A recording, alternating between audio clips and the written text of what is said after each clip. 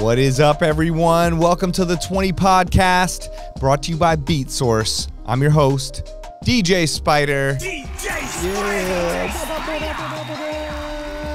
That's right. Shout out to everyone that's been coming out to all my gigs and sending me nice messages online.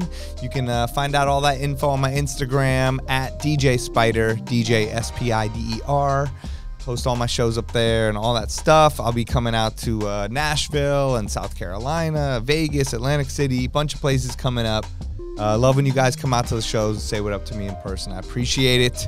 And I also appreciate you guys listening and sending me messages and being so supportive. Make sure you rate and review the podcast. As I always say, we're on every platform. So you can watch us on YouTube. You can listen on Spotify or Apple or whatever. So thank you for the support. Keep it up.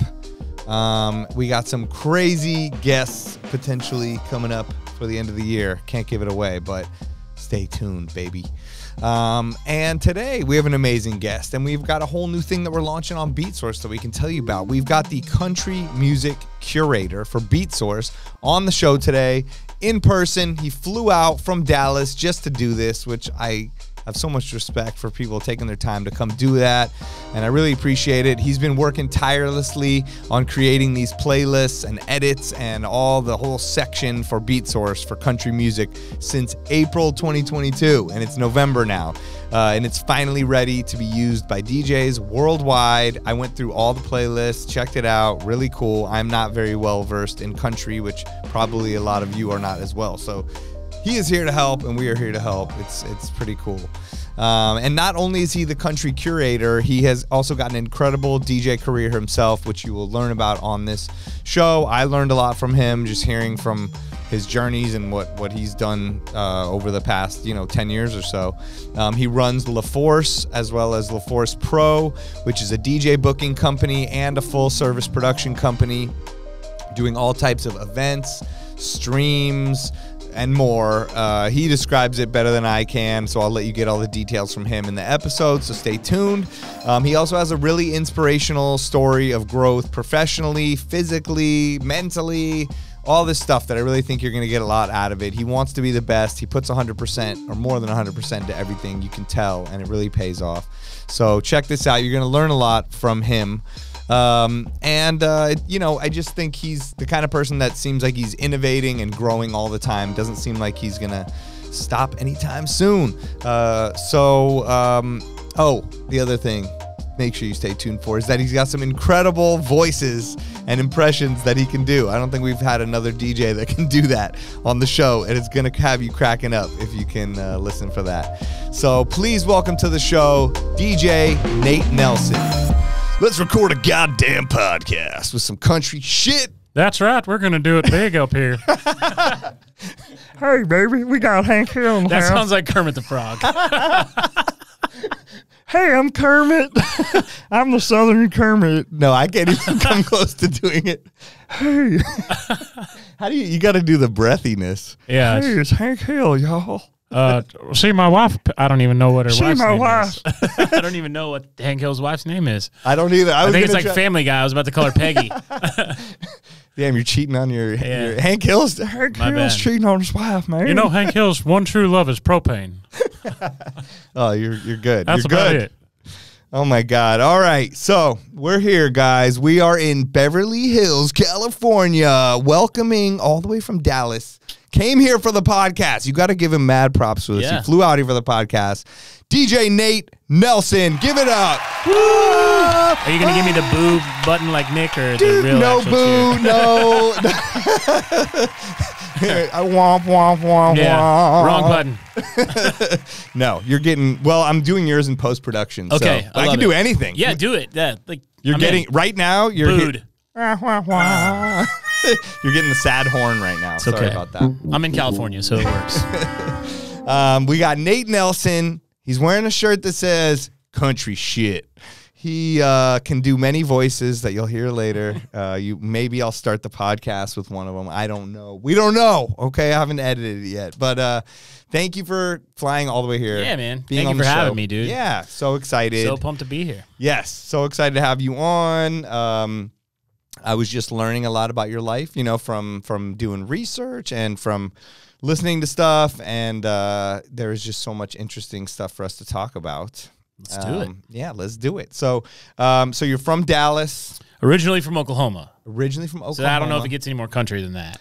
No, it doesn't. And the reason why we're just, you know, to prime you guys for the countryness that's coming up. I don't know if that's the right word to use, but the Nate is the country music curator for Beatsource. That's that right. has just launched today, not the day you're listening to this podcast, but the day Last that week. we're recording this. Yeah. Yes. So get into a time machine, Back to the Future. That's when, but it's being launched today. He's put in, I can't even imagine the amount of work that Started in April. Wow. That's what Yeah. I thought. So I was like, is that a typo? Like he No. started in April. So Yeah, we that's definitely- where we're going on the country stuff. We'll get to that in a second. Okay. But so you flew here. Did you just get here today? So this morning, yeah. I Okay. left Dallas at like 7:30 this morning. So 5:30 y'all's time. amazing. So there's, you know, I think there's only been a couple people that have flown here strictly because of the podcast, and they're both from Dallas. I Nice. think it's you and Mark Cutts. Yeah. Yeah. Maybe I had enough anybody else? points, and Southwest sent me this thing. It was like, hey, 20% off if you use points. I'm like, oh, I can go. Let's do it. Let's So, do this. Let's do this. It's better than looking at each other on a screen. Oh, so much better. Yeah, it's for great. sure. Yeah, I love it. I'd much rather have people come in person. Totally fine if not. You know, anything's possible. But yes, glad to have you here. Thank you for making the trip. Welcome to LA. Thanks, man. And yeah, I guess just how was the journey coming here before? It wasn't bad. It was crazy coming into LA. Like, I think I've never flown in like in the morning like that. And so I was supposed to land before 9, and we were coming in, and it was like nothing but clouds everywhere. It's a and I'm rainy like, day. oh, there's mountains everywhere. all I kept thinking in my head was like Kobe Bryant, like, you know, like God. mountains. And I know that sounds like morbid, but I was just like, I don't know. These pilots have instruments, right? But then all of a sudden it's like no clouds. The airport's right there. And then all of a sudden the plane just dips because we were way too high. Oh wow. And so I'm like, are we going to make this runway? And he just going straight down towards the airport. And then like I see like, oh, that's the runway. We're not going to make this landing. Yeah. So then the plane just does a U-turn and goes straight No way, back up. really? Oh, yeah. that's So we happened to flew me. out I like hate 10 that. minutes all the way out over the ocean. And I'm like, well, we're going to be delayed now. So it was like 25 more minutes sitting in a chair. And I had to pee so bad, and there was a lady next to me that I didn't want to bother to wake up, so I just sat there. But, yeah, other than that, the flight was great. Oh my God. Other than thinking you might die and not be here today. My wife texted me. She was like, that's my worst nightmare. You traveling a lot and never coming home. I'm like, I'm here. I'm safe on the ground. I'm in LA. He's here. The sun came out. It's beautiful now. Is that like a daily thing? Like it's No, not at all. No? No, the daily thing is there's no rain. That was like a fluke thing. Okay. Like it wasn't even supposed to rain. Like last night, all of a sudden, like the clouds were coming in, a couple drops, and I told my wife, I'm like, yo, it's starting to rain. What's happening? And then it actually rained like all night for once. well, the weather is absolutely beautiful. I but drove yeah. up and down Sunset earlier. And Oh, then amazing. went up to Hollywood and then Nice. got some Starbucks and Okay. been hanging out at the Beatsource office today. Great. So. Yes, we are here at the Beatsource office. Yeah, I actually had the same experience flying into Dallas. I was in your hometown now, you know, after Oklahoma, in Dallas, and same thing, insane storm, 5-hour delay, and we were coming through some crazy cloud where I was like, what's about to happen? And the guy's going straight down, and then we just pop right out of it, and he landed so hard, like people were like, oh, like yelled on the plane. So Those are the worst. Similar experience. Yeah, we have crazy storms in Texas. yeah. One of It my was buddies, or a guy that just joined our DJ, joined our company in Dallas. Yeah. He's from Bakersfield, and so Okay. he moved to Dallas, and like they do tornado warnings, like sirens, like Right. test them every week. And he was like, "What is this?" It's like noon on a Wednesday, and everything's going crazy outside because we have crazy weather in Texas. Right. Okay. Yes, you do really have Yes. crazy weather. I was like, am I going to make this? I think my gig started at midnight, and I was at the booth at like 11:57 p.m. or some shit. I was like, no Halloween costume. Sorry, guys. I'm just here to play the music. It was... I'm happy I Where made did it. you dress up as? You didn't dress up, so you dressed up as yourself. I was Yeah. myself, yes. I was DJ Spider. And no, I put on some sort of weird skeleton thing Saturday. I always have a funny costume, so I did feel a bit like a cop-out. Like, everyone's like, where's Kenny G? Where's Borat? You know, all your normal... Borat would be a great costume. Borat, You've done that, I guess. I was Borat, I think whatever year the movie came out, 2006 or 2007, I was Borat. and I DJ'd in New York City on New Year's Eve. On Halloween for a MySpace party. One of the most fun nights of my life, just because being able to walk around New York at the height of when Borat, the movie, just came out, dressed like him, and I look like him. All I have to do is put a mustache and that horrible suit on. And I just basically was him. It was the most fun night of my life. And I'm with Tom. You got a Borat voice? Like I was doing voices. Let's hear the Borat voice. No, it's not very good. I'm more looking. I'm like, my wife. Hello. I am from Kazakhstan. My wife is coming here. That's good. That's great. I sorry to all Kazakhstan peoples. Thank you, my wife. Yeah. Okay, so that's my voice. What about you? You have a Borat voice? A country one? No, not at all. I don't even know how to say Kazakhstan. Did I say it right? That was pretty good. Okay, yeah. But yeah, so I was with Tom from MySpace, and he was actually him, but everybody thought it was just like him in a costume, so that was cool, pretty incredible. Yeah. Okay, so no dressing up, but yeah, Dallas. That's where you're from. You're from Oklahoma. Where are you from in Oklahoma? Oklahoma City. Born in Edmond, Oklahoma. Stayed in Oklahoma City until high school. Graduated high school, then moved to Dallas right out of high school. Got it. Okay. Been to Oklahoma City like once or twice in my life, I think. It was not as cool as it is now when I was there. It was. We didn't have an NBA team. We didn't have a lot of money. It was just like. What's mind-blowing to me is that weed is legal in Oklahoma. Yeah, medically.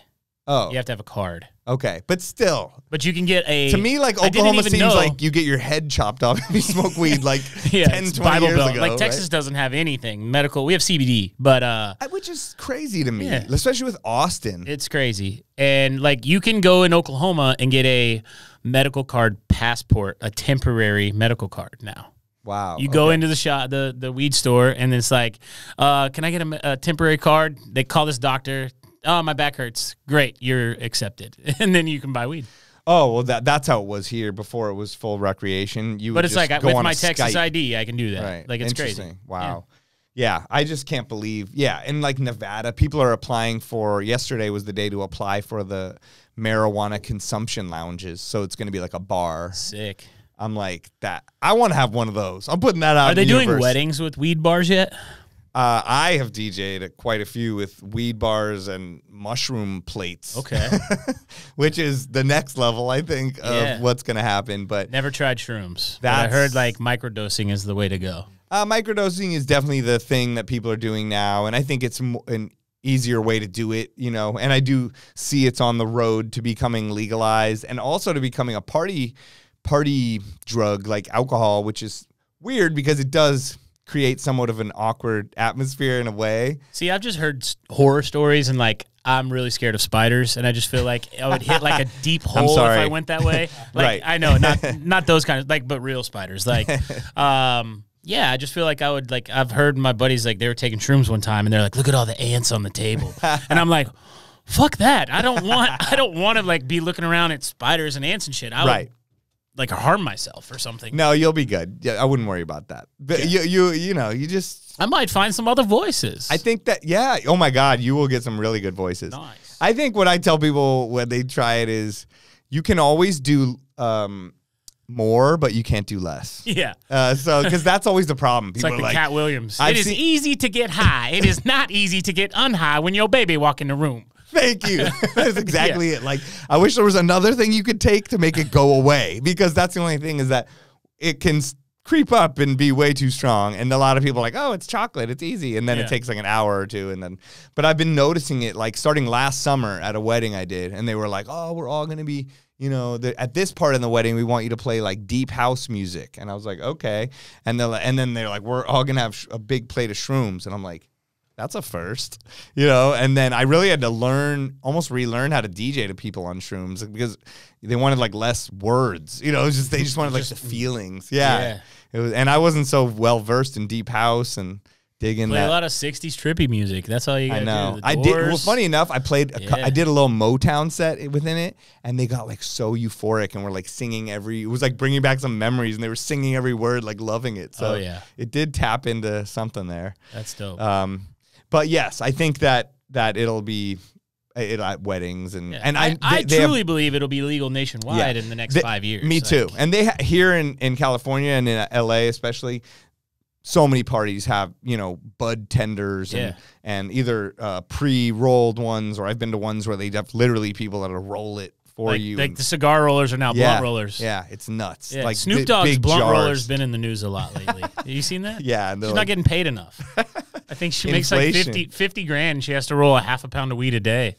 I mean, she Half can a just pound of take weed, a little that's bit off crazy. the side and I sell guess. it. I don't know. Yeah. All right. Well, we're going off on we're going off on a tangent, but it's a good tangent. But yeah, it's sorry, just to finish that off, is that in Vegas, I think that's going to be incredible. I do think DJs will have a huge place within that world that is untapped. Like, For sure. there's needs to be playlists on Beatsource that are like Psychedelic. exactly like the kind of beats you could play and those kind of things that would translate, I think, you know. So Sure.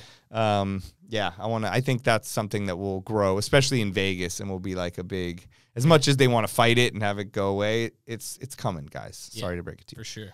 All right, so let's get into the country shit, like your shirt says. Yeah. You are the country curator for Beatsource. You've been working on this since April 2022. It is now November 2022. We've launched it today. The playlist's on there. I told you a story about being in Dallas Friday night and Saturday night, someone coming up and saying, "Hey, you got any country?" And I immediately thought of you and the playlist, and it hadn't been launched yet. And I was like, "Oh man!" But I already have uses for it, and even like I played that festival the first year of it in Chicago, the Windy City Smokeout, and it's a country festival. Cool. And I remember they were like, "We want you to play in between the bands," and I was like, "I don't have one country song." They're like, "No, that's why we want you to play, because you're gonna do different stuff." But now, as it's been going, I would love to do something and try to play a cool country set, you know. Yeah. And now I have the ability to do it. That's the unique thing about country, man, is that, you know, even if, you know, they call them honky tonks in Texas, like a full-on country bar. Everybody's dressed in their boots and their starch jeans and their starch shirts. Like, I don't own any of that shit. This is as country as I get on. This is the country shit shirt. Okay. But like, they have a DJ. They'll play country music for when they dance, and then it's like, we're gonna take a break from this, and it's all like hip hop and like current music, even in there. Like, that's sort of what they It's describe like we have to a me. band, it's live music, and then we're gonna have a hip hop set or a dance set or something like that. And so it's just super hard with country to actually like look out and go like, what's the best like 20 best country bangers for a dance floor? Like, like most people aren't gonna get out and dance like they do at a club.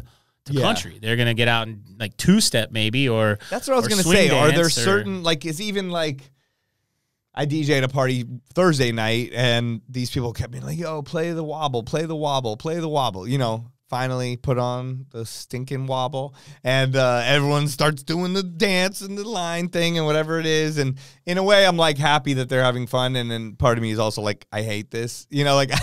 Because then you're like, how do I get out of this? They're doing this choreographed dance. Where do you go from here? You got a jump cut, and then when you get to the O's, drop in Return of the Mac. Oh, okay. That's pretty good. Boom, boom, boom. Oh, boom, boom, boom, boom. See, there you go. Whoa. That's a good idea. Straight out. That's a how good I idea. play. That's how I get out of wobble. That's a good idea. I heard some mashup, too, of where someone put the Return of the Mac with that new... Peaches. Justin Timberlake has. No, I heard it with what's that. That sounds good but too. That's not old. That's Post Malone. They put over it. I'm about to pull up or whatever it is, but it sounded like really good. So you could do that too. Then out of that, yeah. But yeah. So I was wondering, like in country, is it same kind of thing? You put on songs that make them do a specific dance, or there's a couple. Copperhead Road is one that like people request all the time, but Copperhead Road's one of those ones that even in Texas, when I play it, not everybody knows that dance. It's a very hard, difficult dance to do. So you may get 10 people. If a client asks me, say, "Hey, we want to play Copperhead Road at the wedding," I'm like, how many people know how to do that dance? Because if not, then people are just going to stand there and 4 people are going to do it, and you're just like, it's a waste of. Is there like a country TikTok dance world? I wonder. You know, there's like a lot of like hip hop or pop or house. I haven't seen that. Because I wonder, there's so many dances. Like you said, Copperhead Road. Is there like a... So like people do like the idea. electric slide to like Achy Breaky Heart. Like so they do the same dance as like the electric slide, but just to Achy Breaky Heart or some other country songs. Got it. I'm from the country. There's a couple of them. I did make a curated playlist of country line dances. So there is one of those that you can check out. So Okay, cool. So as far as like the playlist that you have made, you know, I think we were speaking a little bit earlier that country music isn't known as a DJ genre, really, necessarily. You know, when you go on DJ City, there's no real country thing. When the people ask me for country, I'm sort of like deer in the headlights. Like, I don't know what to do. Like, maybe tell me something, I'll look it up. Yeah. But it's not, it has never traditionally been a DJ thing. And I was saying how like Avicii and some people have, you know, integrated it lightly into those types of music, but it has never come into it. But I feel like now is a good time with how Bad Bunny and K-pop and all these different types of music are being able to be mashed together. Country music kind of has an opportunity to come in with all of it. And I think that's why it's really cool that Beatsource has the playlist coming out. And I was digging through them last night. How did you begin your approach to figuring out what playlists you were going to make and then making them? I really felt like it was I mean, my roots were country. My mom definitely was a massive inspiration on my music side of country. Okay. My dad has always been in country music. He was a drummer. I was a drummer. Nice. You know, and so my dad actually like was in the tour bus industry out of Nashville. So I knew John Michael Montgomery and some other country artists like from that time. But I felt like when I was building these lists, I had to put myself in other people's shoes. Like, what are they going to look for? Like, when I go, if I'm looking on Beatsource, like, if I'm looking for an Afro beats or for some new dance stuff or house stuff, like, what am I specifically looking for? And so that's what I thought when building these playlists out was, like, if people don't know the genre at all, they can click on one or two of these lists and then find something that's going to work in most situations. But every situation is different. Like, country's very different regionally. Like, there's a lot of different like regional stuff. Like, if you're in South Carolina, Georgia, you're gonna probably have stuff that's like really, I don't know, old but also new poppy stuff. And then if you're in Texas, there's like a subgenre called Texas country, like that's all twangy red dirt, like stuff like that. But I feel like for the most part of it, country music is like feel good. Like, it's either about drinking beer, driving trucks, shooting something, you know, breaking up. Like, I was gonna say women. that's about all country genre is about, right? You know, so it's always feel good. And I think that when I built these playlists, I was really looking at there's different aspects. So a lot of the charts are labeled like backyard barbecue or country cocktail. So like stuff you could play in a cocktail hour if someone asked you to do that. Or like there's a honky tonk hoedown playlist, which is more like, in Texas, we call them honky tonks. So you're going to dance to that side of things. And it's really like that was the higher end stuff. So I tried to make it where it was really easy for people to click on a playlist and kind of know which, you know, environment they're playing for, how they could direct it, you know? Right. Yeah, I noticed that. I actually like the country cocktail one. I was like, oh, this is amazing. I would have never even thought of this, you know? And then even the 70s, I think it was the 70s and 80s. Yeah, I made 70s and 80s together of like the top hits. I think there's probably 40 tracks in that one. Right. But it's, I mean, those are like classic country songs like Merle Haggard and Willie Nelson and Johnny Cash and like some of the old country staples like Dolly Parton. So yeah, that was cool. And really something that stood out to me that was great was the intro edits on a lot of them. You know, I was like, okay, I wouldn't know how to mix in some of these, you know, so shout out to Edwin. Yeah.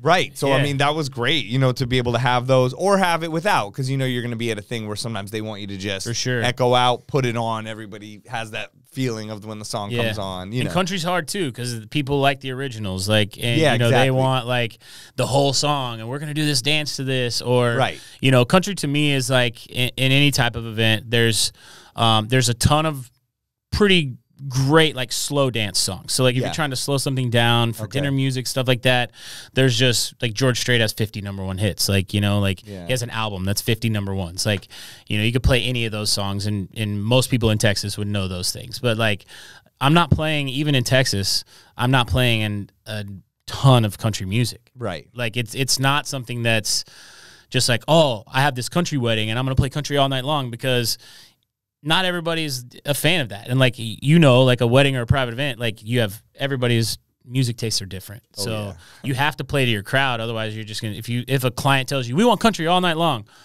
okay, it's gonna be tough. Like it's never gonna happen. Right. It just wouldn't. Like people have told me that before, and I'm like, okay, I'll do it for 20 minutes, and then we'll see.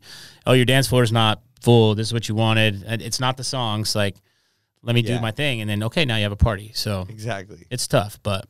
Yeah, you got to know how to mix it in with. Well, I mean, even how you describe the honky tonks, where they'll put on hip hop or rock or whatever music in between. So for sure. I think country crowds are used to that in a way. Yeah, absolutely. And the women like all women like to shake their ass. So like, yeah, they want to go dance and get twirled around and spun. I think that's what's fun about country music is that, like even in like big Texas universities, Texas A&M, Texas Tech, they have these swing dance teams that compete and go out and like dance in rodeos and do all these things. Like, most DJs are like, what the hell's a rodeo? Like they get on bulls and horses and do they have dance DJs at rodeos? No, they usually have like bands. I did DJ a rodeo one time. Okay. Like I think it was like 2020. Like it was my second event back from COVID. It was live rodeos in like really small town Oklahoma. It was like this big rodeo thing. And there was like 2,000 people there.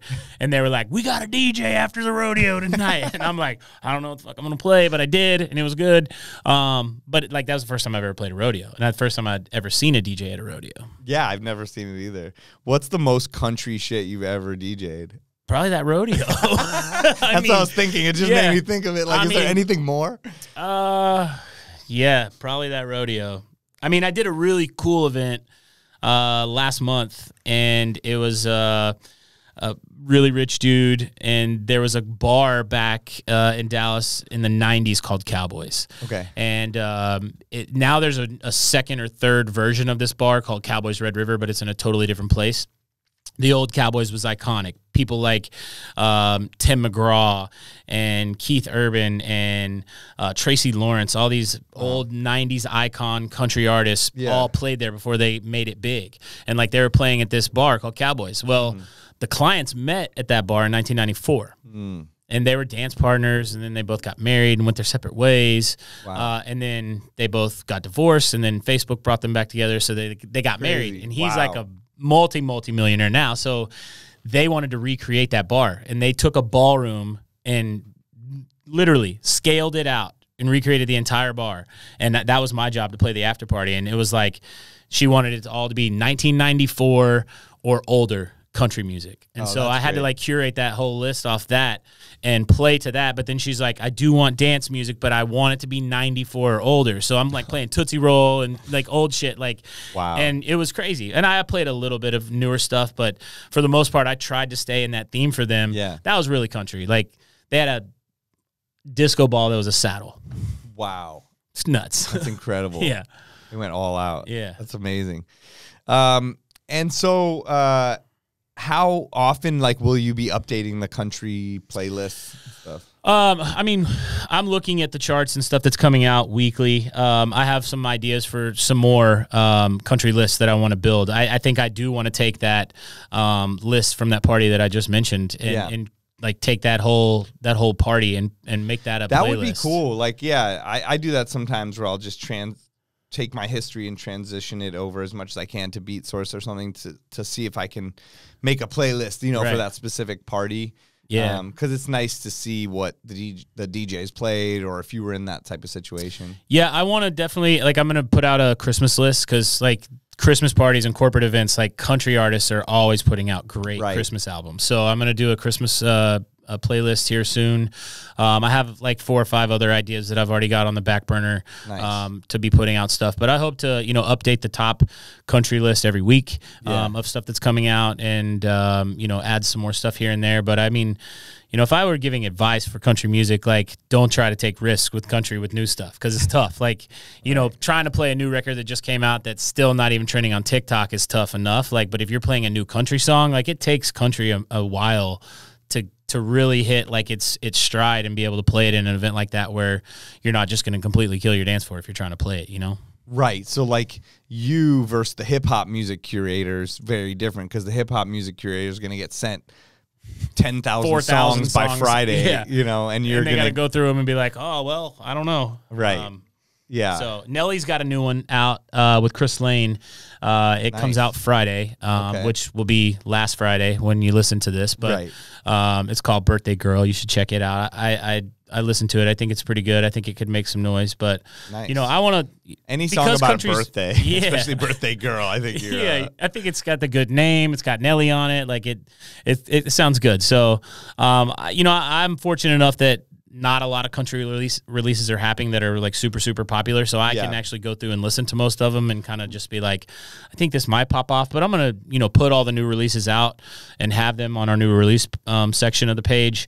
But, you know, hopefully guys will, when they're looking for country, they'll be able to go and, you know, I'm going to make just a straight two-step playlist also. That's like, because people ask, can you play country that's two-step? And you're like, most people are like, two-step's a genre, I guess, you know, like it's fast. People are going to spin. That's like, if that's the dance, it's like 1 2 1 1 2 1 1 2 1. I would like, not know what to do. Yeah, it's two-stepping. So interesting. And how did this all come about? You working with Beatsource and becoming the country curator? So Nick Spinelli, actually, him and I are pretty good friends, and he had been working with Beatsource, I think, for like a year now. And I think Kid Spin had mentioned to him that they were looking for a country curator if Nick knew anybody. And Nick's like, well, one of my boys, Nate Nelson's from Dallas. Like that's Texas. You know, you don't get any more country than Texas. Yeah. And so I interviewed with Kid, and Nick threw my name in the hat, and we just got to chatting, and it was something that I was kind of very, you know, countries. I don't want to be labeled as like a country DJ, you know, like, and so I was very hesitant at first talking to him about like, if I go and it's just all Beatsource's country, and I don't want people to think that I'm only a country DJ, although country's my roots. Like, I grew up in the country. I fish, I hunt, like, but I also wear Jordans and like live the DJ lifestyle. Like, and I love EDM and hip hop and trap. Like, I'm not just strictly country, and that was something I told Kid. I was like, it's like, no, it's like just you know, a well-known name in the mobile industry. You know, that's what people tell me. I don't like to ever try to toot my own horn, but like, you know, we need someone that, you know, understands it and knows it and can build it. And I don't know all of it. I just know that I know the roots, and then I'm excited. I do like the new sound of country. I like Morgan Wallen. I like some of this like hip-hoppy, poppy country music. And I think that, you know, our conversation earlier about TikToks and trends, and even with stems, like stems coming out, like people are going to be able to take some of these lyrics and put them over Afro beats or EDM or house or whatever, and just the possibilities are endless. And so I think that like country's bringing itself back, and I think TikTok has a lot to do with it, you know? Yeah. So. Yeah, I think so too. And like, yeah, we were saying earlier with the stems, like, oh my God, you're going to be able to do some crazy stuff potentially. Yeah. And so you mentioned you're a well-known name in the mobile industry, which you're trying not to toot your own horn, but you are, you do a lot of huge things. You've, you know, built up this big company and all these different things that you're doing that you were mentioning to me, and I'd love to learn more about it and share it with the audience. You work for a company called LeForce and LeForce Pro. Yep. And you're the director of talent for LeForce. Yeah. Director of talent for LeForce, and then I'm I guess I do production, sales, and project manage on some of our bigger production shows. Right. And basically you can do anything at all of these places. You probably do everything and anything.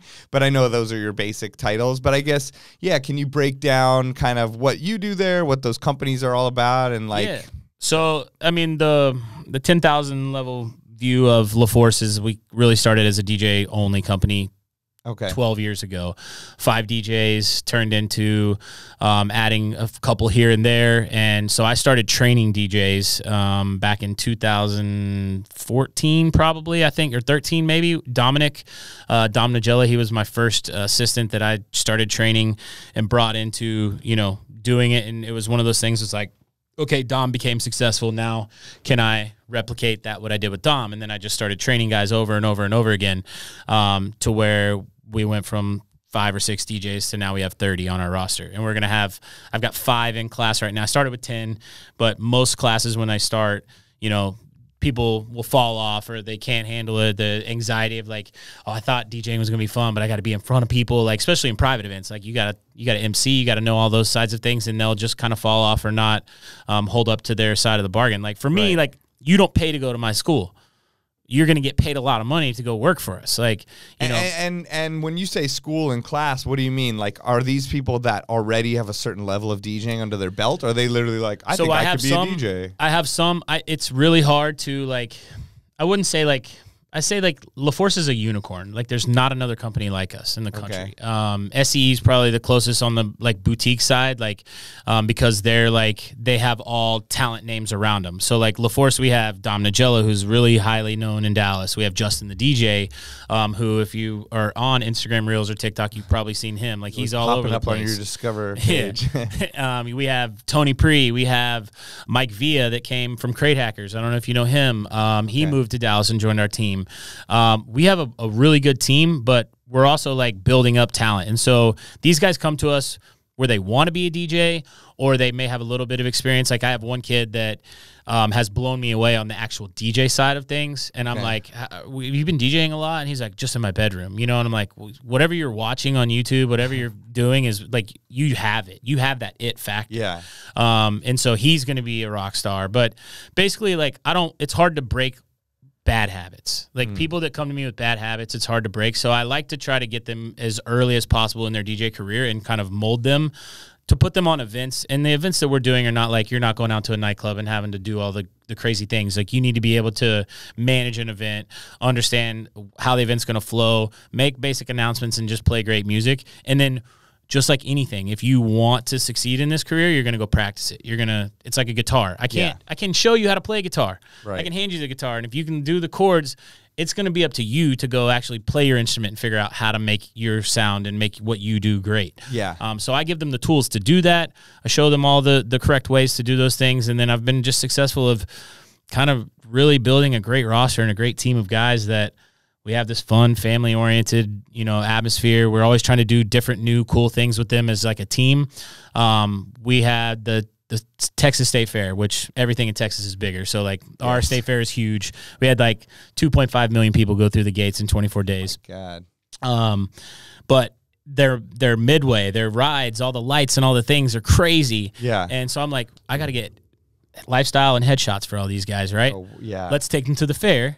And we'll buy them drinks, we'll go ride rides, and me and Justin will take cameras and just start shooting like shots of them playing games. We'll go buy a bunch of tokens and say, here, you guys go play these games. And we're just shooting shots and just trying to get content and capture media. And so it just turned out great. And everybody loved it, and their photos turned out great. And then, people are like hitting me up going, that's one of the coolest ideas I've ever heard. Like, you took your trainees out to the fair and had a blast with them. Everybody was drinking, having fun. And we got some amazing photos from that clients are going to be able to look back and go, oh, they're having fun here. That's like a nightlife shot or whatever. So, like, the idea is, like, I'm a creative. I feel like I like to visualize things and I like to see them come to life. Like, and that's what I love about building production events for people when I build stages or lighting designs or video wall designs, or even, I don't even know how I got here. Like, honestly, like, like, there's so many things like I've done, just from being a DJ and someone calling and asking about an event, can you do this? And like, oh, I see you guys have lights too. Yeah, we have lights. We have video walls. We can do all these things. And then the events just turn out to be like, oh, you're going to spend, $5K for a DJ. And then, oh, but we're going to spend $20,000 on something else. And then the events just became bigger. Right. And a good mentor of mine told me one time, like, sell anything, even if you don't know how the hell to do it, and then figure it the fuck out. Like, it's true. I do that all the time. I mean, I'll kind of just agree to something, hang up the phone and go, what the hell did I just say I would do? I don't know how to do this, and then next thing I know, I'm figuring out how to do it. Yeah, I mean, that was the whole pandemic. Into YouTube, Yeah, exactly. Throwing virtual events, doing things, doing green screens, learning Twitch, and any gig I do too. Like, I love when they challenge me with new music or things I don't know or whatever it is, because I'll, of course, come off very confident, like, of course, I do that all the time. And then I'm like, never done this before. Yeah. But to me, it's a learning experience. It's fun. It's challenging. Like, if you're not being challenged, what are you doing? Totally. And then when I go do it, yes, it's high stress and high pressure, but you make it through. And then in the end, you're like, okay, now I'm confident. I jumped in that cold pool. I got out. I'm alive. Right. And now I got this dope set of this kind of music with these kind of people. I have that under my belt and in my repertoire, and stuff. So, I think that's a good philosophy, is to just say yes. You can make it happen. We're human beings. Somehow someone built this building. Things are possible. Yeah. You can do it. Okay. Exactly. So you might have to call on people for help, and don't be afraid to do that Yeah. too. But yeah, that's incredible. It's fun. It's fun seeing that stuff come to life. Like I had a client 2 weeks ago ask me like, hey, we have our CEO in Madrid, Spain, and we want to have a full-on Q&A with the guys that are on stage here in Dallas with him on stage. Right. We want the CEO to be able to see them. We want them to be able to see the CEO. Yeah. We put a TV on stage. We had cameras all around the room.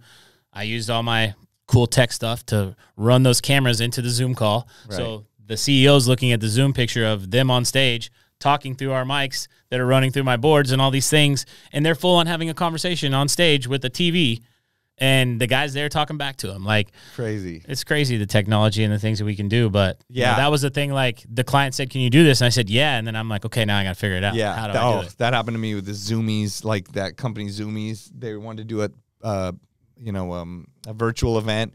And they're like, but we want to have our two top salespeople be the host with you on camera the whole time. And then we also need to bring, like, there were so many elements. And so I was like, of course, I do that all the time. And then I'm like, I don't know how the hell to do this. I'm calling Josh Carl, like different DJs that are technical and know things are helping me. Because I'm like taking Zoom and Mix Emergency, and then I'm running Zoom through a loop thing in 2 different computers. And running it into OBS. And then we can can see Discord. And then, we have the Zoom in the back with them. And then I have them coming through OBS on the screen, and then they can hear and see, and I can see. It was like nuts. And I kept having to practice it, but it all worked out. And then Zoomie's like, that was amazing. Thank you. And even some of the Twitch people were like, how'd you do that? I'm like, I don't even know. Yeah. Like, What was your favorite thing? Like, for me, and during the pandemic, like, Twitch was my favorite thing. Are you still streaming on Twitch? No, I want to. I keep, I just like kind of was resetting my room back up. I'm like, I got to get back on.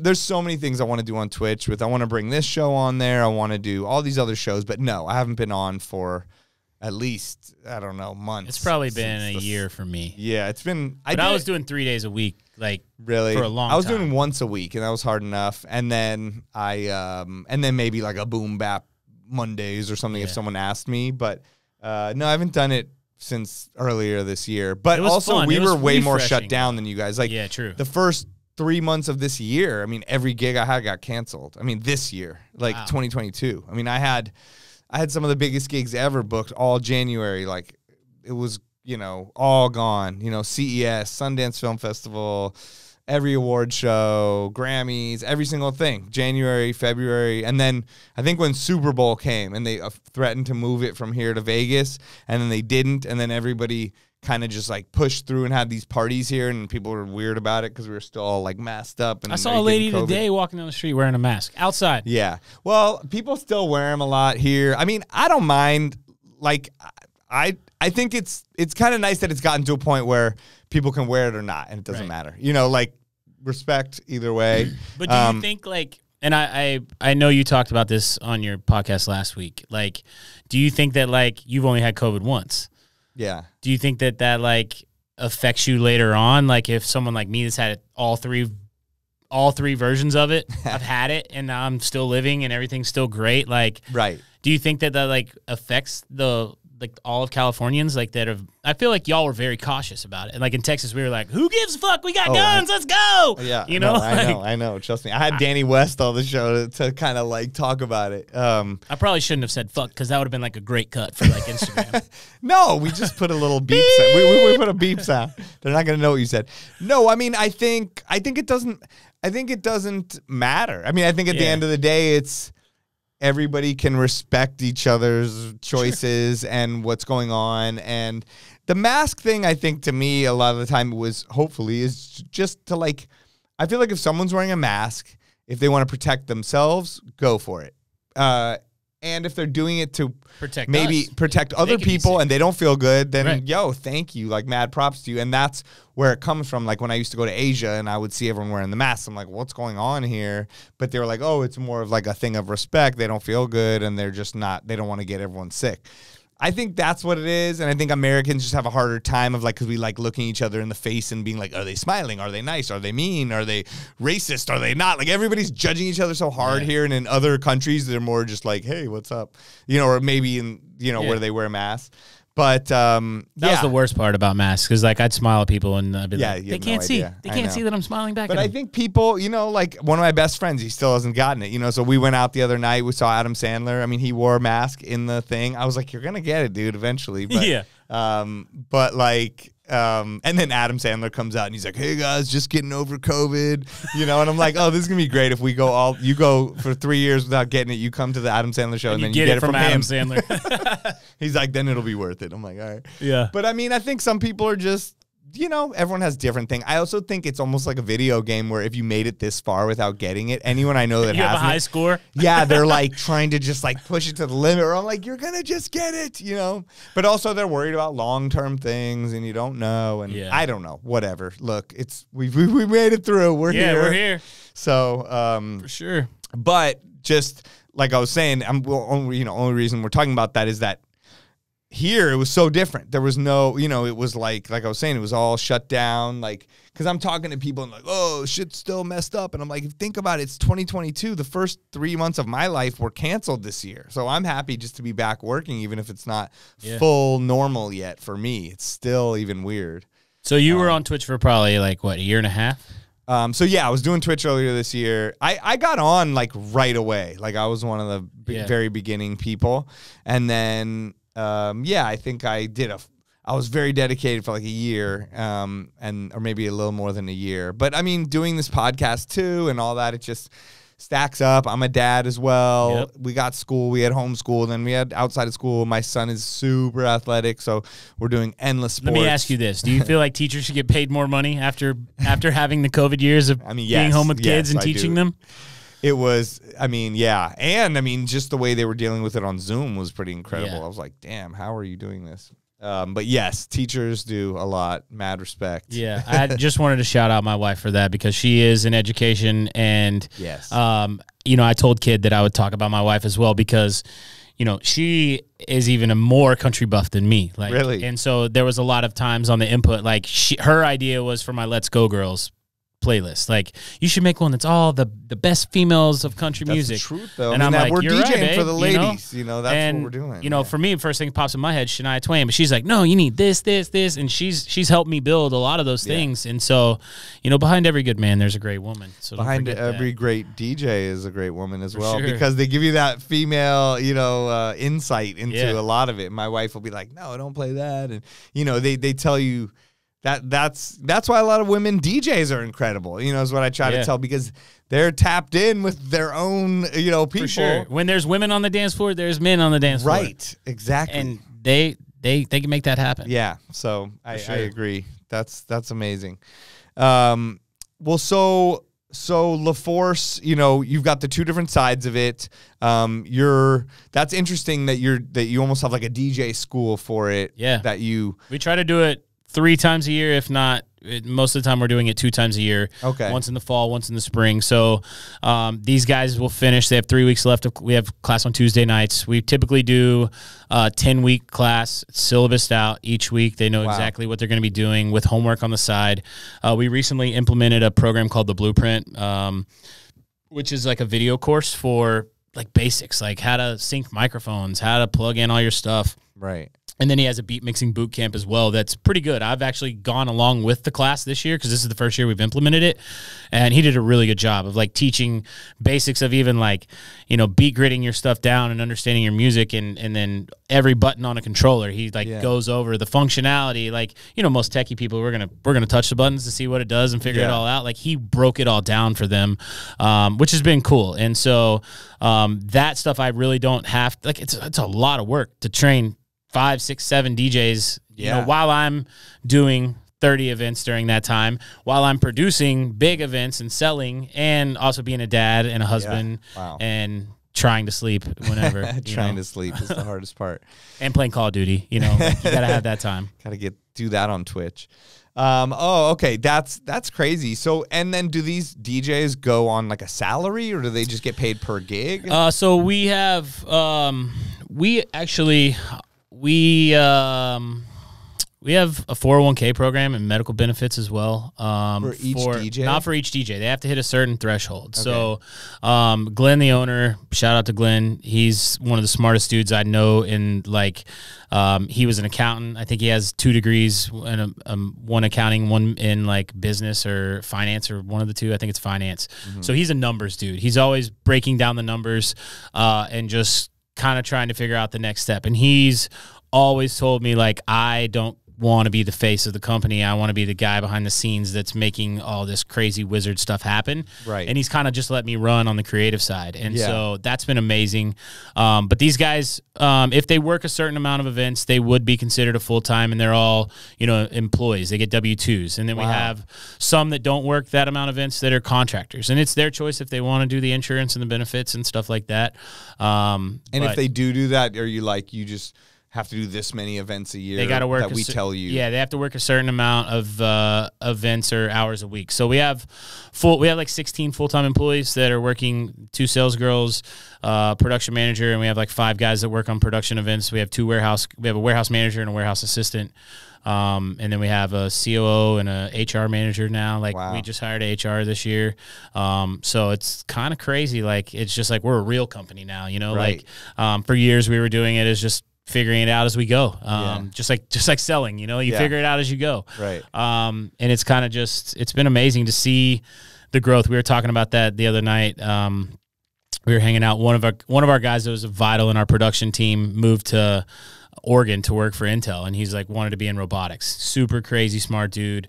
Always was the Mr. Fix-It MacGyver guy on our team. Right. And he got a job working for Intel, so we moved to Oregon, and he was in town last weekend, Halloween, same time you were, and so we were just chatting about like, man, 7 years ago or 10 years ago, I was working in a storage unit that had a little office about the size of this office connected to a storage unit. Wow. And my desk was a KW181 speaker. Like, I had a sub that I put my laptop on. Amazing. And we were selling stuff. And then now it's like 10,000 square foot building.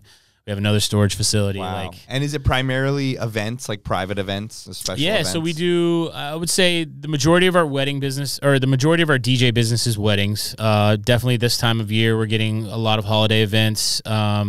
We've been doing a lot more on the production side, concerts and stuff like that. I produced Eli Young Band for the Texas OU weekend in Dallas, which is a huge weekend for us. So like Texas University's in Austin, Oklahoma University's in Norman, Oklahoma.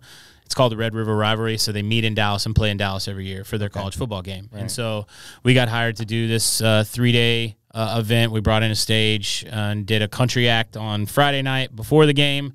Saturday was the game, and then we had a couple of guys come play. We had, Shift from Vegas? Yeah. So he was there. He played. He was like the daytime guy during the game. So he played stuff, and then Loud Luxury played. Oh, and then the owner of the bar, you may know this guy. His name's Matt. He works for Harwood International, but he's like the COO of Harwood, but he was in Vegas for years. Okay. And so he brought out those guys. And then he was like, I need a DJ to play after Loud Luxury for an hour. And I was like, you got one? I was like, because I'm running the show. I got the timelines. My guys know where to do stuff, cameras. And he was like, no. I was like, I'll play. He's like, you're on. I was like, sick. So like, Loud Luxury walked off stage, and I walk on. And I was like, okay, that kind of worked out. I produced this amazing event, and I'm going to get to play. That's how dope. So it was nice way to end it. Yeah, it was fun. It was That's great. So cool. You never know. Like, just 1 minute I'm giving guy directions on his camera angles. The next minute I'm like, turn your volume up, like bring those lights down. And then the next thing I'm on stage playing. Like, it just shows the many hats that I wear. And I'm passionate about it. I love to see things come to life again, like I said. And anything I can do to just make something amazing is it's humbling. It's awesome. Like, it's like sometimes I'm like, damn, we did that, or I did that. Like, that's so cool. And where does most of the business come from? The salespeople, or from word of mouth, or the internet, or just all of it? I think on the production side, we have a lot of venues with great relationships, and we've always, there's a ton of production companies out there that these guys are just getting overworked, underpaid, and they're not happy on site. Like, and they don't. Our do a thing's good job. always been customer service. Like, we're learning the real big tech side of hanging line arrays on SL 260 stages and doing the light stuff. Like, we don't understand all that stuff yet, but there is people that do, and there's people that we know, and we lean on our networks, and we take care of our clients, and we make sure that we'll do anything and bend over backwards. I think that's the difference. Like, if you put what you care about into it and you give it everything you got, like, that's what matters, and people see that and they notice it, Right. But most of the wedding business comes from, we were at this, like, my personal weddings, like, we were at so-and-so's wedding, we have to have you, like, we're going to book our date around you. Like, okay, cool, I'm available this.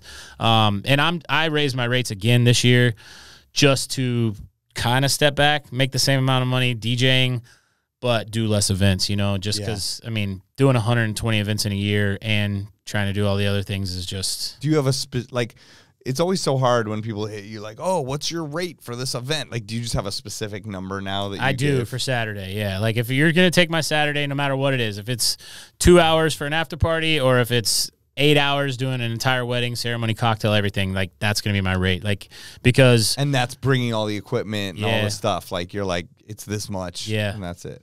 For sure. That makes sense. Then you can say yes or no and not have to sit and think forever. I have an assistant that works with me every event, no matter what, knows my system, everything. I have a trailer that all my mobile gear stays in. It's all tight. I can set it up in 35 minutes tops and then add some lights and be good to go. So it's part of the job for me. I do like the backpack gigs. I do like, just taking my turntables in and not having to worry about anything else. Right. But, there is always doing this. And I want to travel more. I want to do a lot more destination stuff. So. Yeah. Yeah, it sounds like, you're on your way to doing whatever you want. Yeah. And I know you sort of alluded to it a little bit that, like, you're not just the DJ. You were describing some of the stuff you did, and I saw you do this crazy Instagram post where you're like, my job description should read making cool shit happen. Yeah. And you posted this crazy picture of, like, so many screens and things, and it was kind of like what you were just describing. Is there any, I know you just described it a bit, but is there any more detail into, like, the making cool shit happen job? Like, any other things that you're... Yeah, I would say if you ask my team members that I'm barking to, they probably don't think that it's like making cool shit happen. But I'm like, I understand that it's hard to be perfect. Right. You can't be perfect, but I strive for as close to perfection as possible. But you guys are like making these live streams, like you were mentioning, where the pandemic led to Twitch, you learning all this stuff, something and probably you never did. That led to now someone you're calling and go, can you guys do live streaming? Yes. Exactly. And that one live streaming event that was like a $60,000 job for us. Okay. And then year 2, which would be this year, turned into like a $300,000 job for us. And what does that entail? You mean you're coming to the event and live streaming it out to the world? That's why you're paying so much money. Live streaming it, recording it, but not only that, like, that was just the gateway drug, if you will, to everything else that's in our warehouse. The video walls, cameras, your black magic. Like, that's not it. That's like trussing, motors to raise the trussing. We had a $200,000 soundboard that we brought in for that. We had up to 8 mics on stage at one time. We produced Rick Ross, Paul Wall, Mike Jones, and Twista on that event. That was the Friday night. It was a 3-day show. We did stage, we did Cold Sparks, we did cryo, we did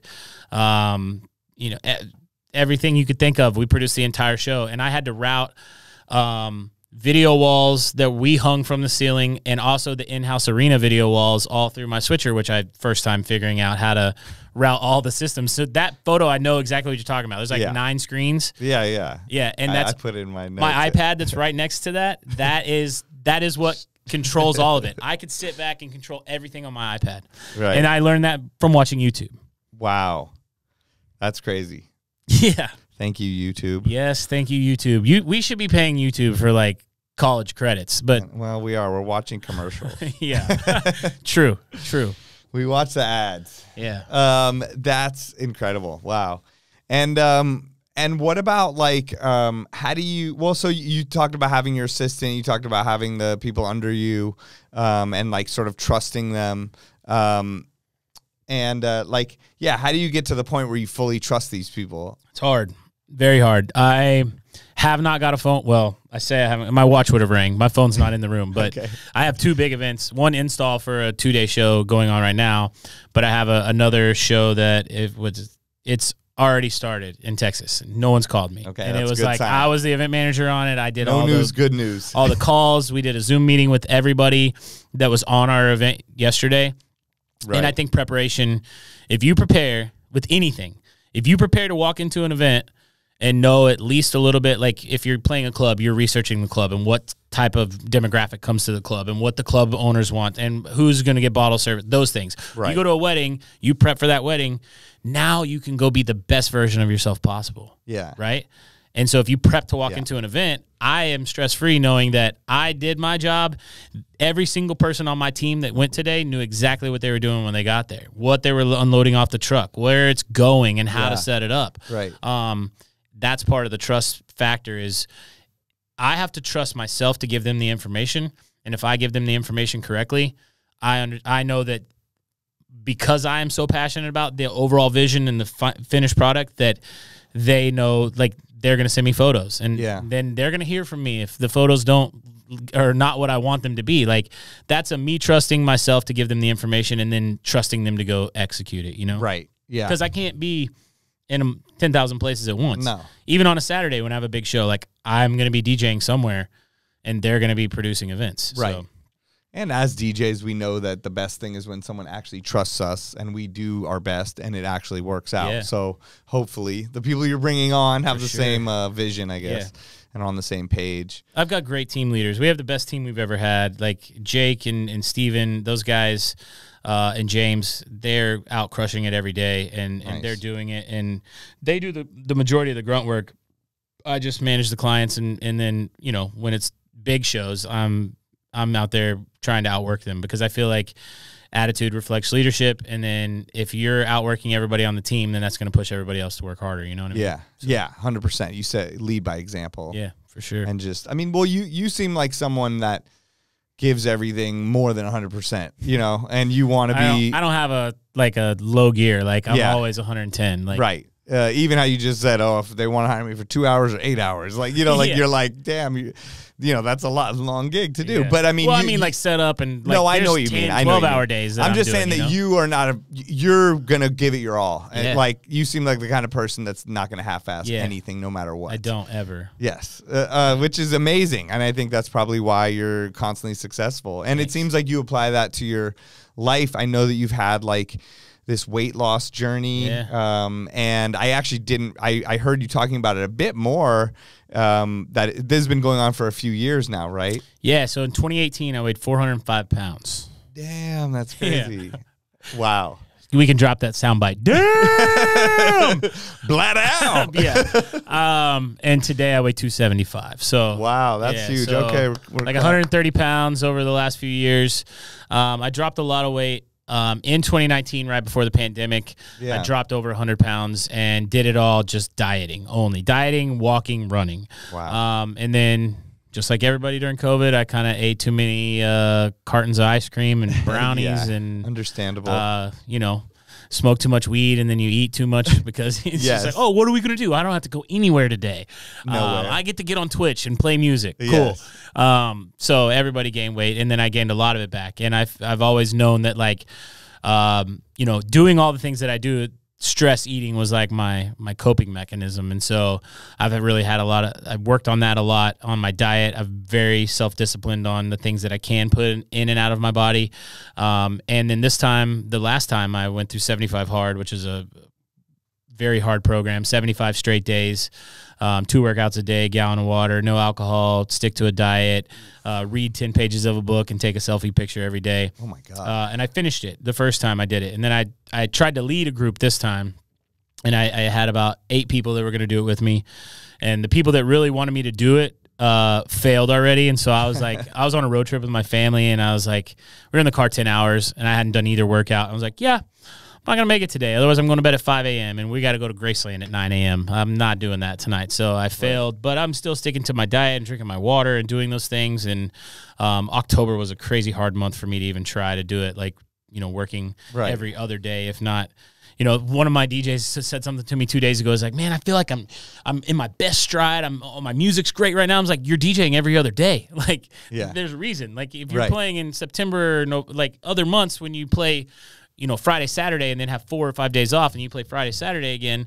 Like, you play a lot, but like you're playing like Friday, Saturday, Sunday, Thursday, Friday, Saturday, Sunday. You have 2 days off, 3 days off, and then you're back at it again, doing it every single day. Like, that's called practice. Like, you're playing and you're understanding your tools, and you're gonna hit your strides. Like, keep doing that. Play at home.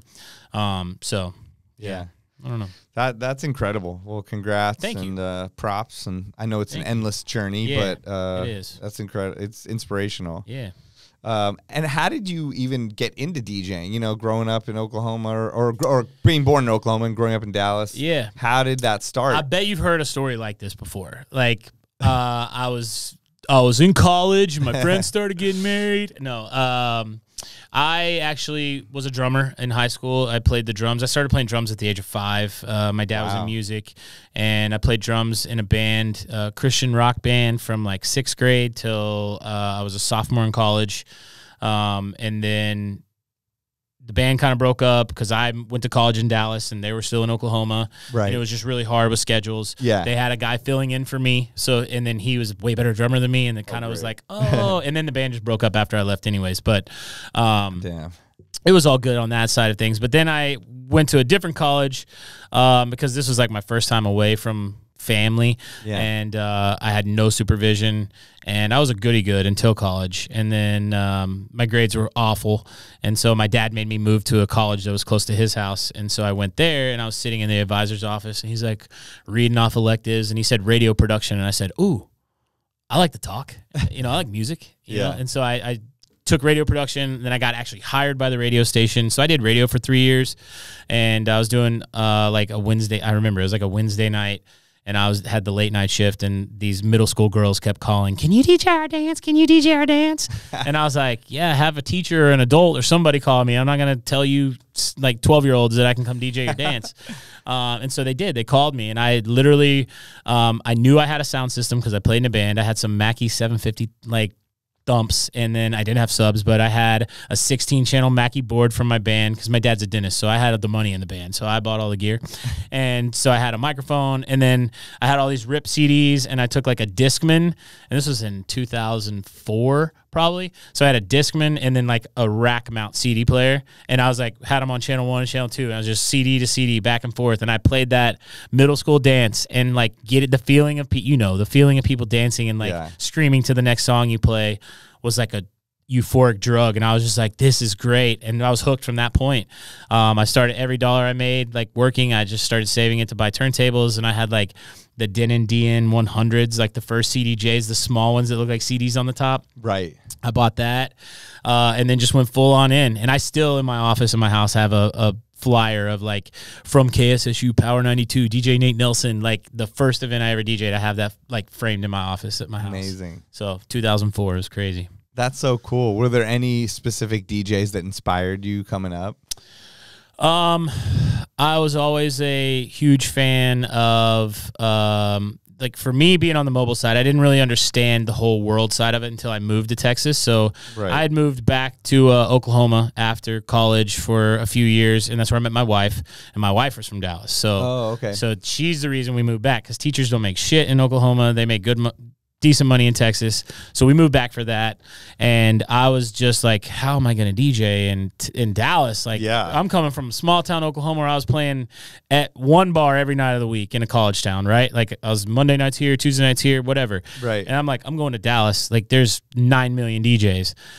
So I got a gig a DJing at one bar, and I was there Friday and Saturday. And then I met Glenn, the owner of LeForce, as he was starting it. I went to prom with his wife.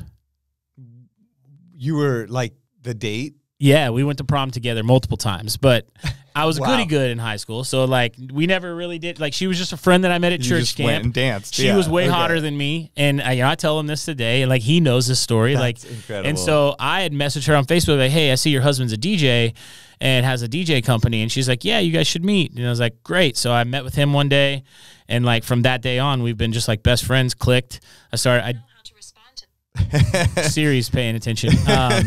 Your watch is getting in on the story. And so like that's incredible. I met him, and then like 2 weeks later after I met him, I was doing an event for him, and then I became like his right-hand man, number 2, doing all the things for him. And It's crazy. Amazing. Yeah. And so the question was, did I have any people that I admired? So the first year in like 2014, he took me to Mobile Beat in Vegas. And so Jason J and I was like the guy, right? And so I'm like, I want to be like Jason J and I. Yeah. And I think I called him Jason Janey the first time I ever met him. I think I did too. Yeah. I love him. It's a hard name to say, but like I idolized him, and then I became really good friends with him. And then like I played shows with him, and you know, he had put me on to like Vice Baby, like Vice's mix. And so then like Vice was my next, like, okay. And then we'd been to Vegas so many times, and, you know, I saw him play at Marquee, and, you know, I'm just like, I want to do that one day. And, you know, those two guys were definitely inspirations to me as far as like just style. Like, I loved AM, you know, I wasn't really put on to AM until probably like 7 years ago. Like I really just wasn't deep into the DJ culture enough to know it. And then I think Nick Spinelli or somebody was the first one, or Dom, one of my guys was the first one to show me some of his stuff. And I was just crazy. Like, I, in a way, sick, like take for granted. I feel like everybody just knew about him, or, you know, but it's been so long since he's passed away even. And some people don't know as much, you know, so it's just crazy to know that like AM was doing stuff that like I do at weddings now, but like in Vegas and at Hollywood parties and like going from, you know, like I go from Turn Down to What for Dancing Queen now, like as it drops, you know, he goes right into the, you know, like he was doing stuff like that. Like he pretty much set the bar for us to like be able to be open format. Yeah. Like, I don't think open format was a word until AM, you know? Yeah, no, it wasn't. It definitely wasn't a word. It was just a DJ. Just a all genre DJ or something. I don't know what it was even called. But. So those guys definitely sculpted me, like just as, you know, listening to their mixes on Mixcloud and SoundCloud and all those things, like just figuring out how to do it and then just practicing it and learning it. And I spent a lot of time. I did a mix once a week for like 2 years straight just to try to get better. And you can see the difference, you know, over that time just because you're working on it. And it was crazy. I did Wake Up Wednesday, 150 episodes. Oh, my God. Yeah. Great. Amazing. That's the Twitch show or no? No, that was just my Mixcloud. I did it on Mixcloud. 150. I think it was 150 of them. Wake Up Wednesdays, and I did it. I put it out on Tuesday night at like 3 a.m, so when people woke up, they could listen to that. Oh, that's so cool. Week. Yeah. Wow, huge. What have you had any like insane story, like high stress situations with these events where you just like, I don't know, something crazy happened? Somebody asked me, actually I was playing golf yesterday, and there's a florist, his wife is the florist, and him and her own the company, and I work with them a lot. They're a really high-end, super awesome couple, do floral in Dallas, and we were playing golf yesterday, and he's like, what's your craziest wedding story? And I had a best man that was giving a speech that was a Army beret, so he's like full-on decked out, had a sword, hammered, hammered with a sword. I think you should take the sword away, like once you get to a certain point. But he was hammered, and we're doing toasts. And the bride had already warned me that he liked to talk. And like, can you get the Oscar walk-off song and play it? Like, you know, wrap it up, B. She tells me this, and so I'm like, yeah, great. So I grab it. And she like the thing is he's killing it. Like everyone in the crowd's laughing, they're enjoying it. It's like one of those toasts where I'm like, but she's like. And I'm like, fuck, what do I do? And that's the bride saying that? Yeah, she looks back at me. She's like, he's done.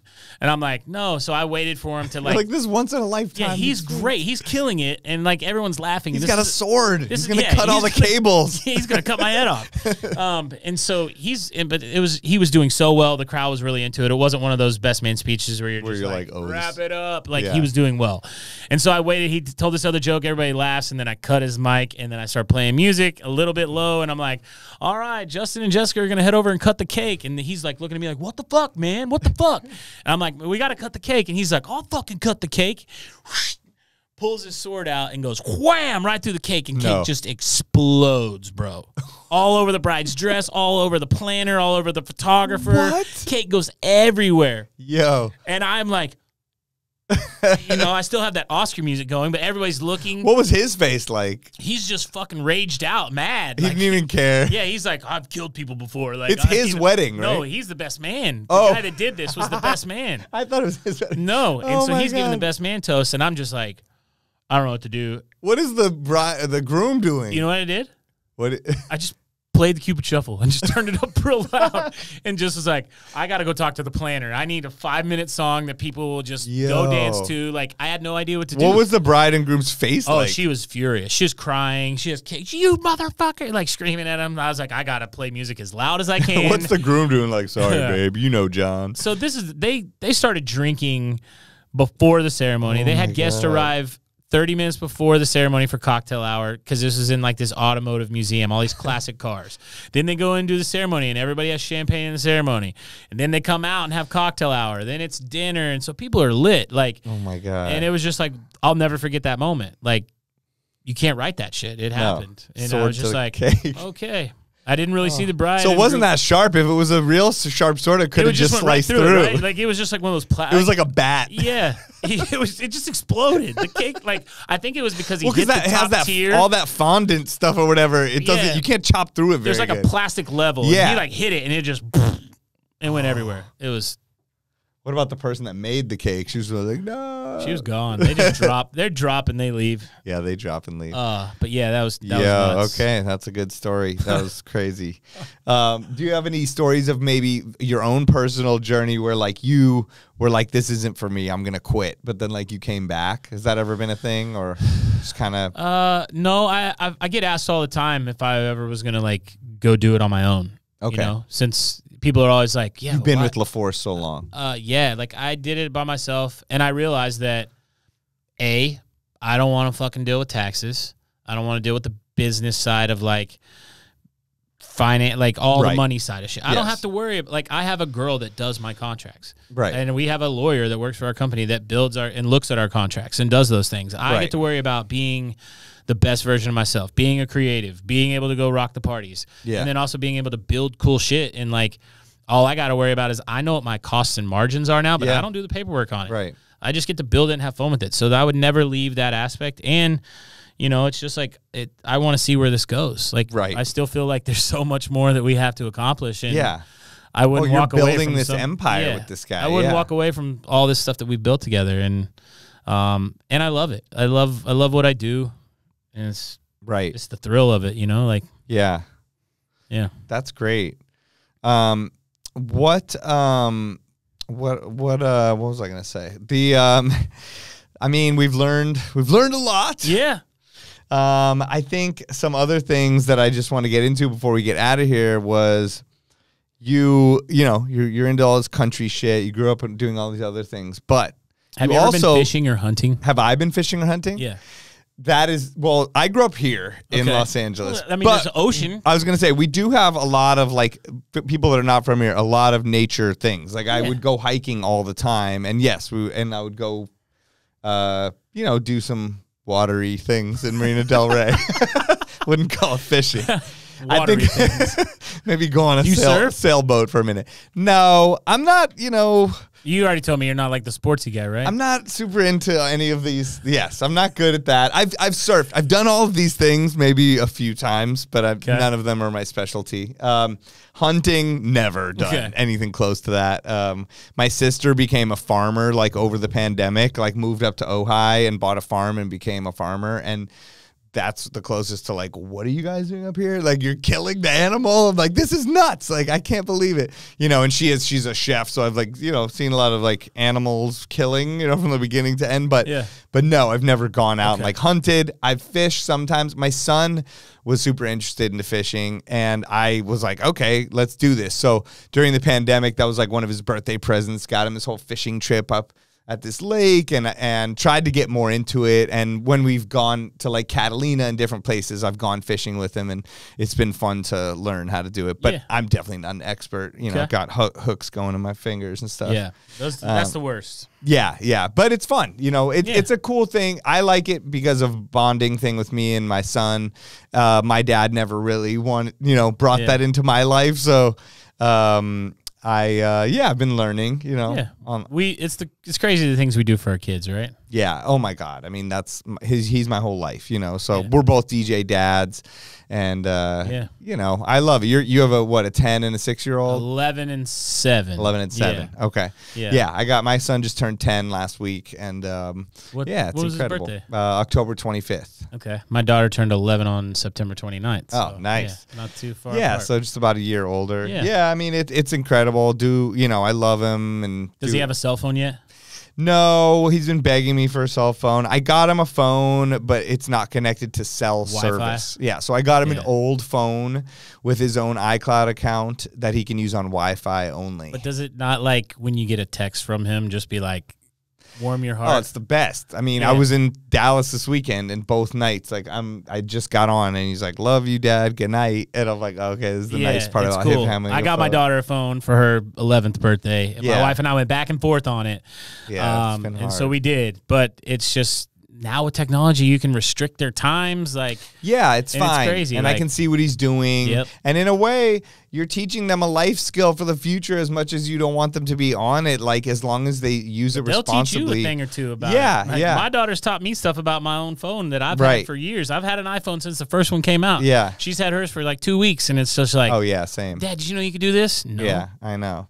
Well, I got him the old phone, and then he's like, "I can't do any apps on it." I'm like, "Thanks a lot, Apple." They make it so like Yeah. you can't upgrade, so then you couldn't do anything. So I had to get him the newer but not newest phone. Yeah. So now he has that, but he's still he doesn't go any place alone. You know what I mean? He's 10, so Yeah, for sure. and we live in LA. It's crazy out Yeah. here. So but yes, the ability to text with him or FaceTime with Yeah. him is like definite warm my heart, best thing ever. sure. And it's cool like to be able to connect like that. That's how we connect with our friends now and Yeah. and my wife and my parents, so Yeah. And traveling, it makes traveling so much easier. Like Yes. FaceTime and yeah, and I'm sending him videos on Yeah. FaceTime. I show him a picture and I'm like, "Hey, I'm in New York. Check this out. I'm in Vegas," Yeah. So yeah, DJ dad life is good if you can make it work. Yeah. So far, so good on that side. And I'm sure your kids love your ability to do crazy voices because I think I heard something about that you grew up kind of in the theater world did, and were like in this kind of a performing arts school or something. Yeah, and I was put into like a theater troupe. It was like an after-school activity, like 2 nights a week. That's when so I was, interesting. Like in first and second grade. That's so my funny. grandma, I don't know, my grandma really, I spent a lot of time with my grandma. My dad went back to school when I was probably in first or second grade. Yeah. And we moved back in with my grandma. So my grandma Okay. was single at the time. My mom and dad and my sister, we all moved back in with my grandma. And she's Yeah. just like, Nathan has she calls me Nathan. My mom calls me Nathan. Those are the only 2 people that call me Nathan. Nathan has this big personality. We got to get him we got to get him on the stage. And so I'm like, all right, and so I fit in, and I was like in this theater class for like 6 months, and the director, the main guy's like, we have this audition for this college musical that there's a child's part, and I think you'd be perfect for it. So I was like in a college musical, like 6-7 months into like That's amazing. acting. And then I did a couple commercials, and I did a bunch of theater stuff, and then I was always the lead in high school in drama and theater, and so that was a lot of fun. And then I've been told, I don't know if it's true because I've never been tested for it, but I've been told I have perfect pitch. And I know that's something that's really hard to have. But Right. people tell me if I hear something, I can replicate it. Like with music, I can find tones and all these things. Right. And then with voices, I know when I sound bad on a voice when I'm Yeah. trying. I don't even try. But Hank Hill is my. People are always like, do Hank Hill, do Oh Hank my Hill. God, I heard you do before. I So- mean, you did in the beginning of the podcast if we use that, but maybe you could do some more voices for us now, like Yeah. maybe Hank Hill taking a Bad Bunny request or I don't know. Yeah. What Hank- the hell? Turn your phone upside down. I can't read it. Does that say play Big Bunny? I don't have my bifocals on. Set that shit on fire and put it in a wood-burning grill, not a propane. Don't waste a damn good propane on the Bad Bunny request. Yeah. I don't even know. No, that I was just making that it was- up, That was legendary. That was Yeah. amazing. What are like some other voices that you do? I used to do the Rocky and Bullwinkle, hey, you, Rocco. That's good. I don't That's know. good. That's good. I do Mickey Mouse a lot for my kids. So I used to play this game with my kids. I'm sure your kids love it. It was called Bippity Boppity Boo. Yeah. So it was like a Cinderella Disney thing, and I would act like I'm asleep in bed, and they would Right. come up and say, "Dad, Bippity Boppity Boo, turn into someone new," and I go, Oh, hiya, Molly. It's me. I'm Mickey Mouse. You want to go outside and play on the trampoline? You know, like whatever. And then she would be like, bippity boppity boo, and I'd have to fall asleep again. Right. And then she'd like turn into someone new, and then I would just be different characters all the time and just come back. And then like I had this one Bozo the Clown, and they always hated it when I came, and they would run from me, and I'm like, please turn me back into, you know, like whatever. And finally we'd play this game for like 30, 40 minutes in a row, and I'm just like, my voice would hurt. I was straining it. But I just, anytime that I can put a smile on my kid's face or make them laugh, I would do it. And same with like family and friends. Like I always feel like I always thought I could do stand-up comedy. I don't know if it's true or not.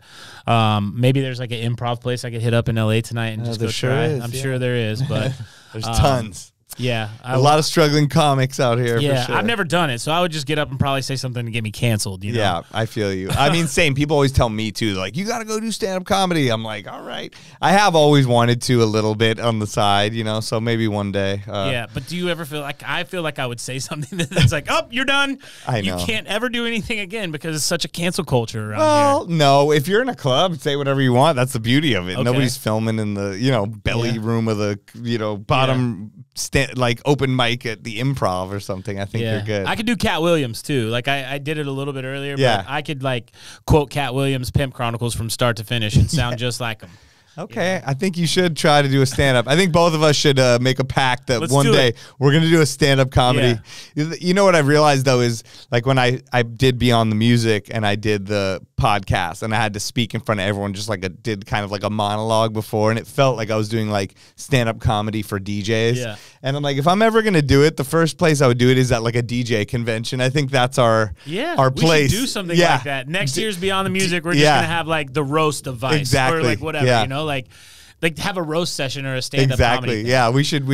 Have you ever that can be our thing. Like public speaking? Not really. I mean, just kind of at the events? like the Beyond the Music, you know, was like starting to do stuff like that. But no, I hadn't done. I want to do more stuff like that, you know, considering now that I'm doing the podcast so much, and I'm going to the DJ Collective in Nashville. Okay, so I'll be there the whole week. I'm going to DJ the opening party.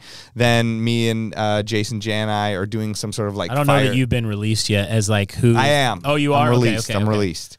Well, I'm released somewhat. I'm on some sort of. Yeah, you're on a flyer. flyer. I did see that, but I don't know that it was like when. So I'm original OG of DJ Collective, Really? first 12 from Austin. So this will be my 5th one. Okay. To go to. Yeah. I looked up the previous ones. It looks incredible. It's crazy, I'm so insane. excited to go. Yeah. The other DJs that are coming are amazing. We produced last year's in Scottsdale. So we drove a truck from Dallas to Scottsdale, did all the AV, filmed it, recorded it. So most of the video stuff you've seen on their social media. Oh, it looked great. Their highlight reel was not us. That was JSG. Like that's Jay Nice guy. It's really good. They're phenomenal at that. But well, yeah, I'm excited. So I'm DJC's supposed to do fun. some sort of speaking thing on the Wednesday. I'm supposed to DJ on the Tuesday, and then. Is it like a fireside chat with? But I think Jana is just gonna interview Yeah. me, so it's like this. I don't really have to Yeah. prepare something. But I want to get more into the public speaking thing like that, and just force myself to do some sort of stand up. I feel like for DJs it would be the best because we have that nerdy humor where they'll understand. For sure. Then talking to the general public is harder. You know, you got to really relate. You know, on that. Yeah. On that tip. But that's incredible. All right, we'll do that. That's our pact to each other.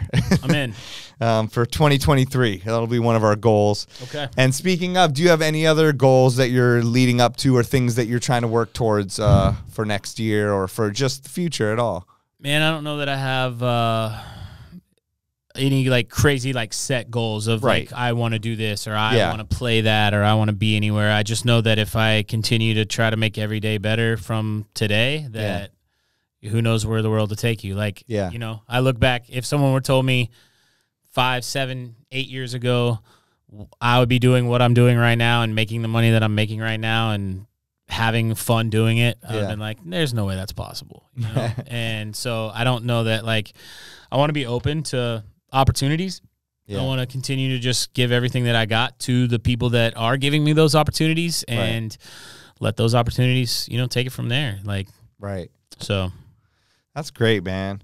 Well, I'm so glad that you came out here and we did the show. Fun. So much fun. And do you have any other words for the DJs out there? Any message? If you if you have country questions, you can hit me up, shoot a DM. But definitely check out Beatsource if you're not. If you're just listening to the podcast and you're not a subscriber of Beatsource, all the curators on the team are working tirelessly on the back end to make sure that, you know, we're giving you everything that you need to succeed. Like, I was skeptical on the streaming side of things, you know, months ago, and now I'm using it at every event because you're always going to get that request that you may not have in your library. And if you just need to play that one-off request, it's there for you. Or if you want to, you're playing a different genre and you have a country set you have to play, and you can just pull it and load it offline. You don't have to go buy it. You don't have to know it. You can just have it and do those things. So sign up. I was definitely skeptical, but I'm like a true believer, and I'm using it all the time now. Yeah, so. I go Friday night. I mean, I started playing an Afrobeat set with some MP3s I had that were like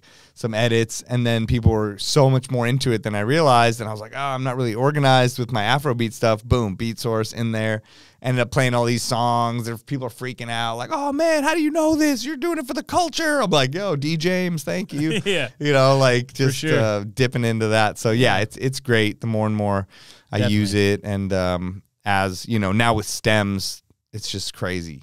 I haven't updated yet. I don't want to test the beta yet. You could do both at the same time. Yeah? Yeah. You just rename the old Serato and just call it Serato 2.6, and then you install it, and then when it installs as Serato DJ Pro, you just call it Serato DJ Pro Beta, do not use, or whatever, and then they'll both live on and not mess with each other, and they don't mess with the library or anything. Cool. So it's fun to, and I definitely want to dig into it. The beta of Serato Studio. The production one has stems in it now too. Sick. So if you want to just mess around on that side, but it's pretty. I guess fun. That's a goal. Producing, I've always, music's been in my blood since I was born. So I feel like I just have never sat down and tackled the task of actually producing. I mean, I make all my own edits for short edits and intro, outro edits for different things, and first dance and specialty edits. I make all those. I know how to work that end of stuff. I'm really good with Audition, but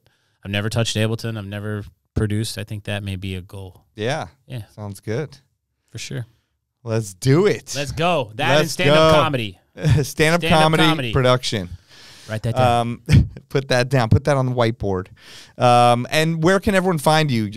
Everywhere at DJ Nate Nelson. Okay, DJ Nate Nelson. Check him out. Even on YouTube handles now. They have YouTube handles. I just got my email this morning where they said I'm allowed to make my YouTube handle. I made mine. So everywhere is at DJ Nate Nelson. So how does that, because I feel like I already have the handle when I type it in. Yeah, it was the same thing. It's just but it used to be youtube.com/DJ Nate Nelson. Now it's just at DJ Nate Nelson on YouTube. You can search, and I think there's friends and YouTube shorts and all the things. But it's just too much to post all content everywhere. Yeah. It's so hard. It's a lot. It is a lot. It's another full-time job. Yeah, it's crazy. And now there's that. Props to those guys that are doing it. Be Real. The new other app. I've been on Be Real for a minute. Really? Yeah, I need to add you because Be Real's I'm not on. I mean, I downloaded it, but I was like, what do I do here? And then we were trick-or-treating last night or 2 nights ago, and I just hear all the kids running by, all the older kids. Oh, time to be real. Oh, did you get it? Did you get it? Be Real. Go, you got to do it now. And I'm trying to tell the other, my wife and the other moms, they're like, what are you talking about? They're like, why do you know about it? I'm like, this is my life. This is what I have to do. I'm like, soon I'm going to have to post my damn set on Be Real, Yeah. So. All right, thank you for being here, and let's find something fun for you to do in LA tonight. Yeah, I'm down to get into a little bit of trouble. Okay, we'll see what's happening tonight. Yeah. I think my wife's taking my son to soccer practice, so I can mess around for a bit.